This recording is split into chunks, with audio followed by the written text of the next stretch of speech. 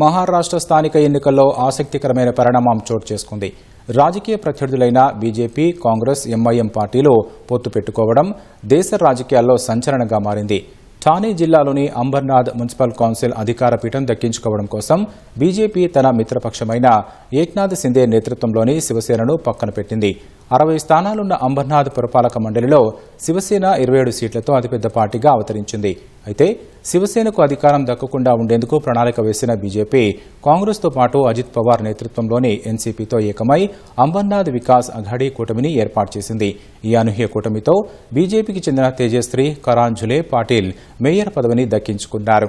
అటు అకోలా జిల్లాలోని అకోట్ పురపాలక మండలిలోనూ బీజేపీ అసదుద్దీన్ ఓవైసీకి చెందిన ఎంఐఎంతో చేతులు కలిపి అకోట్ వికాస్ మంచ్ పేరుతో కూటమిని ఏర్పాటు చేసింది.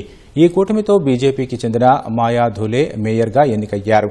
ఈ పొత్తులపై స్పందించిన మహారాష్ట్ర సీఎం దేవేంద్ర ఫడ్నవీస్ కాంగ్రెస్, ఎంఐఎంలతో కూటమి ఏర్పాటు చేయడాన్ని బీజేపీ ఆమోదించదన్నారు. స్థానిక నాయకులు సొంతంగా తీసుకున్న ఈ నిర్ణయం పార్టీ క్రమశిక్షణను ఉల్లంఘించడమేనని మండిపడ్డారు.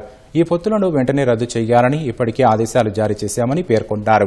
బాధ్యులైన వారిపై కఠిన చర్యలు తీసుకుంటామని ఫడ్నవీస్ స్పష్టం చేశారు. మరోవైపు పార్టీ నిర్ణయానికి వ్యతిరేకంగా బీజేపీతో చేతులు కలిపిన 12 మంది కౌన్సిలర్లను సస్పెండ్ చేసినట్లు కాంగ్రెస్ ప్రకటించింది.